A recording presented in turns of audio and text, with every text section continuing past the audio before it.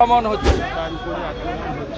আমরা ভারতীয় জনতা পার্টির বিধায়করা আজকে অ্যাসেম্বলির গেট থেকে রাজভবনের গেট পর্যন্ত আমরা যাব এবং রাজ্যপালের উদ্দেশ্যে আমরা রাজভবনের ভিতরে যাব না, তার অফিসকে আমরা একটা জ্ঞাপন দেব।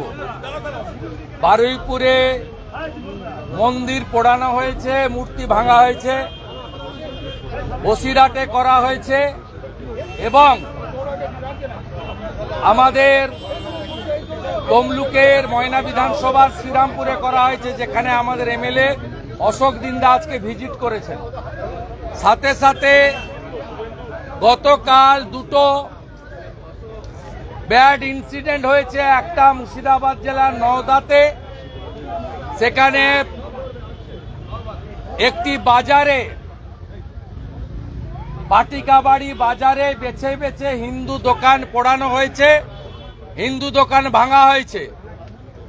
আর ভারত জিতেছে কালকে, সেই আনন্দে উলবেড়িয়াতে একটি ক্লাব আতশবাজি ফাটাচ্ছিল, সেখানেও তফসিলি পাড়া দোলাই পাড়া আক্রমণ হয়েছে।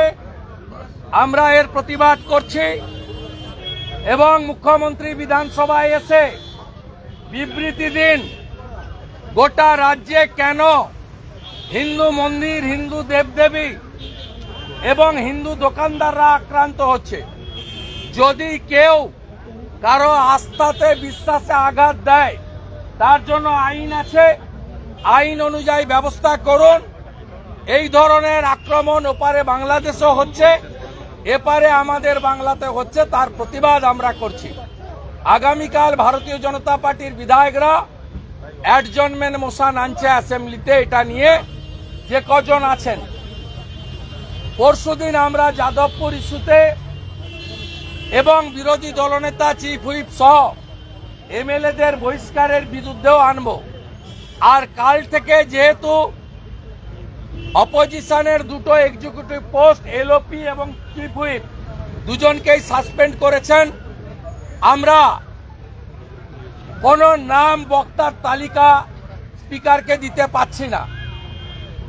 তাই আমরা বেলা 1টা থেকে 3টা অ্যাসেম্বলির গেটে প্রত্যেক দিন ধর্ণা বিক্ষোভ করব।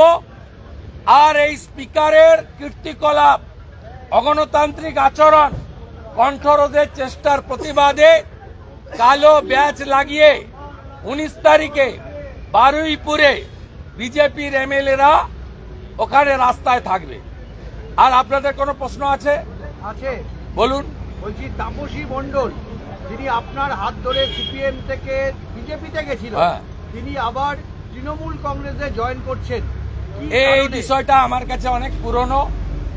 1 মাস আগে যখন ভারতীয় জনতা পার্টির জাতীয় নেতারা একটা সার্কুলার দেন, যেহেতু পশ্চিমবঙ্গ নির্বাচনের বছর, কোন বিধায়ক জেলা সভাপতি হতে পারবেন না, এই বার্তা পাওয়ার পরের দিনই তিনি তার দেওয়ালে থাকা পদ্মফুল পুছে দিয়েছিলেন। অতএব এটা আমাদের কাছে নতুন নয়, আমরা উই নো ইট। উনার জেলা সভাপতির পদ থাকবে না, তাই তিনি ওই গোল গোল করে বলবেন, সুব্রত বক্সির মাধ্যমে কথা বলেছেন, আমরা we know it very well. তো আপনাদের শুনিয়ে রাখি, যেমন মুকুটমণি অধিকারীকে, যেমন কৃষ্ণ কল্যাণীকে, যেমন বিশ্বজিৎ দাসকে হারিয়েছিলাম লোকসভায় দল বদলুদের, একইভাবে তাপসী মণ্ডলকে যদি তোলামূল প্রার্থী করে আমাকে কিছু করতে হবে না। হলদিয়ার তোলামূলিরাই ওকে বিসর্জন দেবে, ওকে শুধু নয়, ওর ফ্রেন্ড শ্যামল মাইতিকেও বিসর্জন দেবে। আরেকটা বিষয়, আপনারা শুরু করেছিলেন 77 দিয়ে,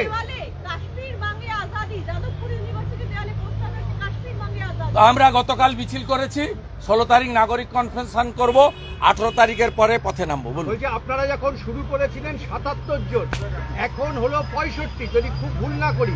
এই যে এতজন বিধায়ক চলে যাচ্ছে এবং না চলে গিয়ে আবার ফিরেও আসছে, সোমেন রায় ফিরে এসছে। হ্যাঁ, তাহলে এটা কারণটা কি? না, আমরা নেব না। আমাদের সঙ্গে অনেকে যোগাযোগ রাখেন, নেব না। আমরা পশ্চিমবাংলায় হিন্দুদেরকে, জনজাতিদের নিয়ে সরকার করব। আমরা এখানে সংখ্যায় যাই থাকি না কেন, তারপরেও তো তৃণমূলকে সাসপেন্ড করতে হয়, এলওপি কে 9 মাস বাইরে রাখতে হয়, প্রতিদিন হাউস খুললে বিজেপির এমএলএদেরকে তাড়াতে হয়, বিধানসভার বাইরে সাসপেন্ড করতে হয়। এটাই তো বিজেপির তাকত। বিজেপির তাকত কোন নেতা নয়, পশ্চিম বাংলার হিন্দু এবং জনজাতিরা। এই তাকত আমাদের সঙ্গে আছে, এই তাকত থাকবে এবং দিল্লির মতো এখান থেকেও তাড়াবো। আর বিজেন্দ্র গুপ্তাকে মার্শাল দিয়ে বের করেছিলেন যারা, তাদের যা অবস্থা হয়েছে একই অবস্থা মমতা ব্যানার্জি আর বিমান ব্যানার্জির হবে। মার্শাল দিতে হলো, মানে আপনারা তো বিক্ষোভ করছিলেন, এরকম স্লোগান তো পরে ওখানে আরেকবার বলবো। এই আমার বোনটা কোথায়? অপূর্ব, আমার বোন কোথায়? আমি যে বোনটা নিয়ে যাবো কোথায়?